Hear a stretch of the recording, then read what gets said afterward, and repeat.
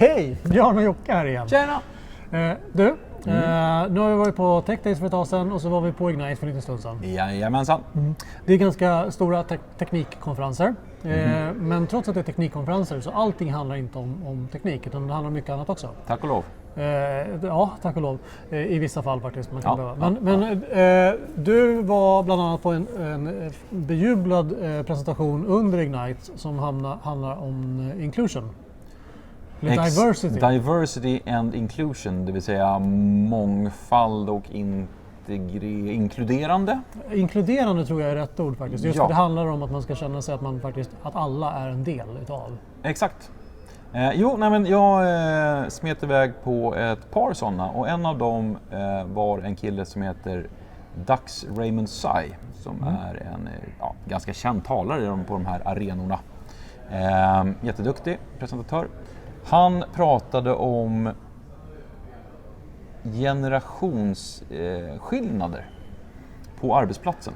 Att vi är många olika generationer som han säger 5, jag skulle säga 4 olika generationer om vi pratar millennials och det är Gen Z och Gen X och baby boomers och alla de här.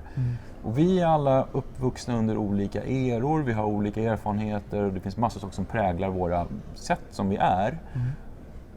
Och vi förstår inte riktigt varandra. Ofta pratar man om så millennials, de är slackers och det är det ena och det andra. Så här, det är inte riktigt sant. Utan det är så som andra kanske uppfattar det. Men alla, och det här handlar om att förstå var vi kommer ifrån. Hur kommer det till exempel att Gen Z nu som är alltså från millenniet och framåt. De är ju födda med en mobiltelefon i handen i stort sett. Ja.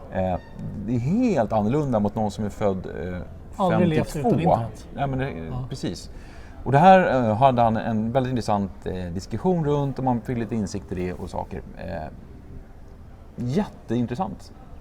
Och det är något man kan ta med sig varje dag i liksom arbetslivet. Man förstår kollegorna bättre.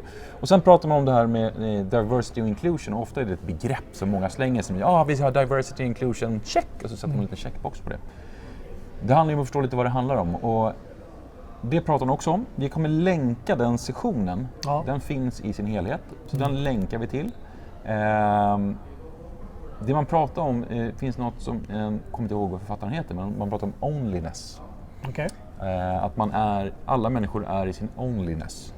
Det betyder att alla människor finns på en plats som bara du finns på. Ja. Baserat på dina erfarenheter, dina värderingar,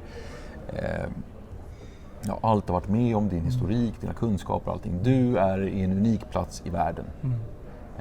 Och vi måste möta varandra där vi är. Jag kan inte förutsätta att du ska reagera på ett sätt bara för att jag reagerar på ett sätt. Utan vi måste förstå att vi reagerar på olika sätt beroende på massor av olika faktorer i våra liv. Och lite mer respekt mot varandra. Så det var en sak han pratade om. Också jättebra. Lite så här, jag ska inte säga aha-upplevelse, det var inte alls det. Men man blir påminna om att just det, så här är det. Sen pratar man om där, skillnaden med diversity och inclusion. Och då hade han en bra liknelse som han hade hört någon annanstans också då. Men diversity, det vill säga mångfald, det är när man bjuder in många till en fest. Ja. Det är många som är inbjudna på den här festen, jättebra. Och sätter vi en checkbox i det. Jo, vi hade jättemånga olika, det var folk från alla möjliga håll och kanter som var inbjudna. Inclusion, det är när man blir uppbjuden och dansa på festen. Man känner sig man är en utav alla andra. Exakt. So diversity is being invited to the party, inclusion is being offered to dance at the party. Och belonging, det är när man dansar som att ingen skulle se en. Man bara står och partar järnet och har kul. Det är faktiskt så jag tror jag dansar ganska oftast. Jag har sett dig så. Ja, precis. Tyvärr. Ja, det är många som säger tyvärr där faktiskt. Men jag var inte riktigt beredd på att det var en sån här...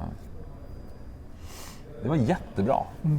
Och jag älskar att gå på någon grej varje år som är utanför mina vanliga teknikbubblor.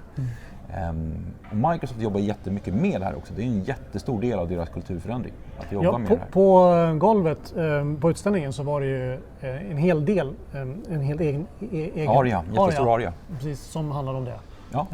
Och likadant de här skyltarna med prata med mig, prata inte med mig, eller prata med mig om du känner med mig. Och så vidare. Och sen så hundarna ska vi inte glömma bort. Ja, och jag fick en jättecool pin också från den här diversity. I am awesome years old. Ja. För ålder är bara en siffra utan det finns olika. Ja, så mitt tips, gå in och titta på den här sessionen. Den är 45 minuter.